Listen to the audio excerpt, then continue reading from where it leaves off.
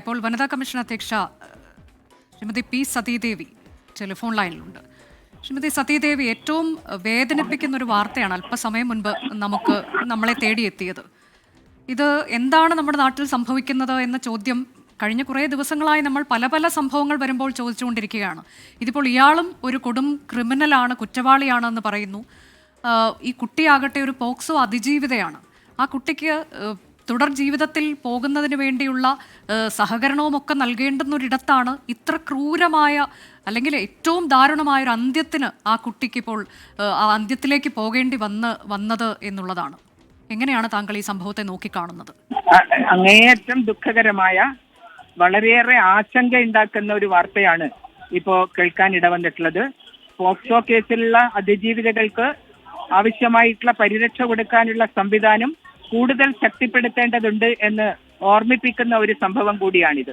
POCSO കേസിലുള്ള അതിജീവിതകൾ തീർച്ചയായിട്ടും ആ POCSO കേസിന് ഇരയായിട്ട് ഇരിക്കുന്ന സന്ദർഭങ്ങളിൽ അവരുടെ കേസ് വിചാരണ ചെയ്ത് പ്രതിയെ മതിയായിട്ടുള്ള രൂപത്തിലുള്ള നിയമ നടപടികൾക്ക് വിധേയമാക്കുന്നത് വരെ ആവശ്യമായിട്ടുള്ള പരിരക്ഷ ഉറപ്പുവരുത്താനുള്ള സംവിധാനം വളരെയധികം ആവശ്യമാണ് എന്ന് ഈ സംഭവം നമ്മളെ ഓർമ്മിപ്പിക്കുകയാണ്. നമ്മുടെ നാട്ടിൽ ശ്രീമതി പി സതീദേവി അത്തരം സംവിധാനം ഇല്ല എന്നുള്ളതിന്റെ ഒരു ഉദാഹരണം കൂടിയല്ലേ ഇത്? പോക്സോ അതിജീവിതമാർക്ക് ഇതാണ് അവർ അനുഭവിക്കുന്നത്.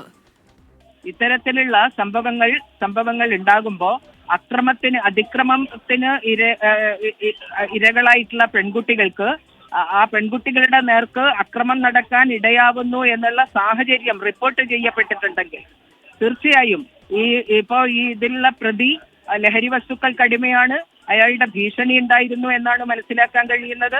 അത്തരത്തിലുള്ളൊരു സാഹചര്യത്തിൽ മതിയായ പരിരക്ഷ കൊടുക്കാൻ എത്രത്തോളം കഴിഞ്ഞിട്ടുണ്ട് എന്നുള്ള ഒരു പരിശോധന കൂടി ഇക്കാര്യത്തിൽ ആവശ്യമാണ്. അതായത് പോലീസിന് വീഴ്ച പറ്റിയിട്ടുണ്ടോ എന്നൊരു വിലയിരുത്തൽ വനിതാ കമ്മീഷൻ ഉണ്ടോ ഈ സംഭവത്തിൽ? ശ്രീമതി പി സതീദേവി, ഈ കേസിൽ ഞങ്ങൾ പോലീസിനോട് ഗൗരവമേറിയിട്ടുള്ള രൂപത്തിൽ ഈ കാര്യം സംബന്ധിച്ച് അന്വേഷിച്ച് റിപ്പോർട്ട് നൽകാൻ വേണ്ടിയിട്ട് ആവശ്യപ്പെടും.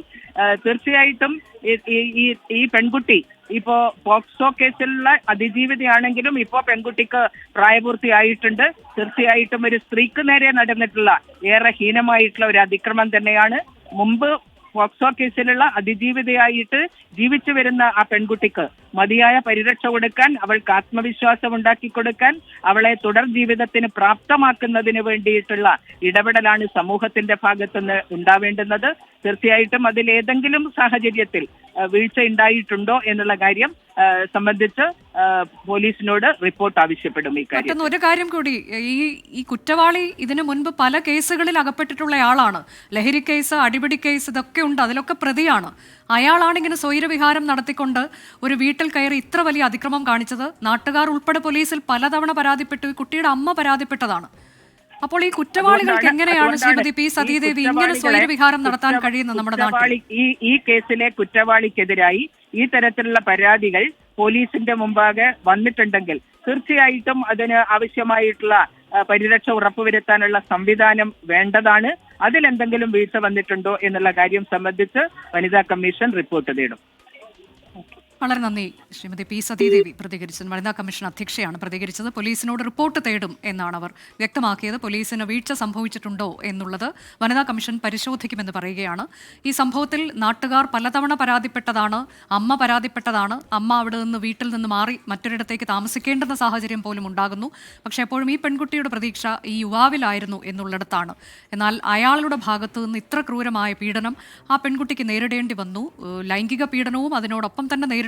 പക്ഷേ ഈ സംഭവം നടന്ന ദിവസം അതുണ്ടായിട്ടുണ്ടോ എന്നുള്ളതിൽ പോലീസിന് വ്യക്തതയില്ല. പക്ഷേ ക്രൂരമായ ലൈംഗിക പീഡനത്തിനും ഈ പെൺകുട്ടി വിധേയയായിട്ടുണ്ട് എന്ന് തന്നെയാണ് പോലീസ് പറയുന്നത്. ലഹരി ഇടപാടുകൾ ഉണ്ടായിരുന്നു ഈ വ്യക്തിക്ക്, ലഹരി പെൺകുട്ടിക്ക് കൈമാറിയിട്ടുണ്ടോ എന്നൊക്കെയുള്ളതിൽ പോലീസിന് സംശയമുണ്ട്. ഗുരുതരമായ നരഹത്യാ കുറ്റം ചുമത്തും പോലീസ് എന്നുള്ള ഏറ്റവും പുതിയ വിവരം. കൂടുതൽ ഗുരുതരമായ വകുപ്പുകൾ ഒരുപക്ഷെ ചുമത്തേണ്ടി വന്നേക്കാം എന്നുള്ളതാണ്. YS അഭിനന്ദ് വിശദാംശങ്ങളുമായി ചേരുന്നുണ്ട്. അഭിനന്ദ്, അല്പസമയം മുൻപ് നമുക്ക് ലഭിച്ച വിവരം പോസ്റ്റ്മോർട്ടം ഇന്ന് തന്നെ നടക്കുമെന്നാണ്. എന്നാൽ പോസ്റ്റ്മോർട്ടം നാളെയാണ് നടക്കുന്നതെന്ന വിവരം ഇപ്പോൾ വരുന്നുണ്ട്. ഇൻക്വസ്റ്റ് നടപടികൾ എപ്പോഴാണ് ആരംഭിക്കുക? അതുപോലെ തന്നെ അഭിനന്ദിന് അവിടെയുള്ള ഈ പെൺകുട്ടിയുടെ ബന്ധുക്കളുമായി സംസാരിക്കാൻ ഒരു അവസരം കിട്ടിയോ? എന്താണ് അവർ പറയുന്നത്?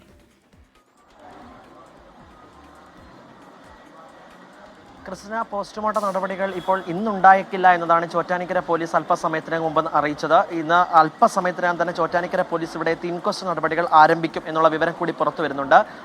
ഈ പെൺകുട്ടിയോട് ഒപ്പം നിലവിലുള്ളത് അമ്മയും അമ്മയുടെ സഹോദരിയും മാത്രമാണ്. അവർ നേരെ ഐസിയുവിലാണുള്ളത്. ഐസിയുവിലാണ് ഇപ്പോൾ നിലവിൽ പെൺകുട്ടിയുടെ മൃതദേഹമുള്ളത്. അതിനുശേഷമായിരിക്കും മോർച്ചറിയിലേക്ക് മാറ്റുക. മോർച്ചറിയിൽ എത്തിയതിനു ശേഷം ഇൻക്വസ്റ്റ് നടപടികൾ പൂർത്തീകരിക്കും. ഇൻക്വസ്റ്റ് നടപടികൾ പൂർത്തീകരിച്ച് ഇന്ന് തന്നെ അടിയന്തരമായി പോസ്റ്റ്മോർട്ടം നടപടികളിലേക്ക് കടക്കാനായിരുന്നു ആദ്യം പോലീസ് തീരുമാനിച്ചിരുന്നത്. കാരണം ഉച്ചയ്ക്ക് ശേഷം സാധാരണയായി പോസ്റ്റ്മോർട്ടം നടപടികൾ അങ്ങനെ നേതൃത്വം നൽകാറില്ല. പക്ഷേ ഇത് അടിയന്തര സാഹചര്യമായതുകൊണ്ട് എത്രയും വേഗം പോസ്റ്റ്മോർട്ടം നടപടികൾ പൂർത്തീകരിച്ച് മൃതദേഹം ബന്ധുക്കൾക്ക് കൈമാറുക എന്നതായിരുന്നു പോലീസ് ആദ്യം എടുത്ത തീരുമാനം. പിന്നീടാണ് ഇൻക്വസ്റ്റ് നടപടികൾ വിശദമായി തന്നെ നടത്തേണ്ടതുണ്ട് എന്നുള്ള തീരുമാനത്തിലേക്ക് എത്തിയത്. അതിനായിരിക്കും അല്പസമയത്തിനകം തന്നെ ചോറ്റാനിക്കര പോലീസ് ഇവിടെ എത്തുക.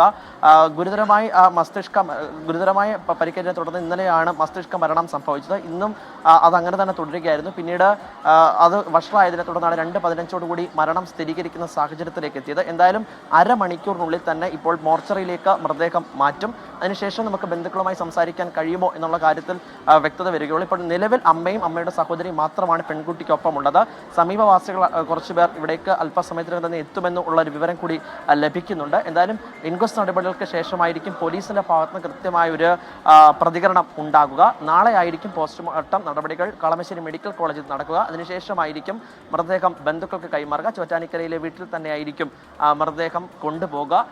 ഇൻക്വസ്റ്റ് നടപടികൾക്കായി ചോറ്റാനിക്കര പോലീസ് അല്പസമയത്തിനകം തന്നെ ഇവിടെ എത്തും. ക്രിസ്റ്റീന. ശരി, വൈ എസ് അഭിനന്ദാണ് ആശുപത്രിയിൽ നിന്നുള്ള വിവരങ്ങൾ നൽകിയത്.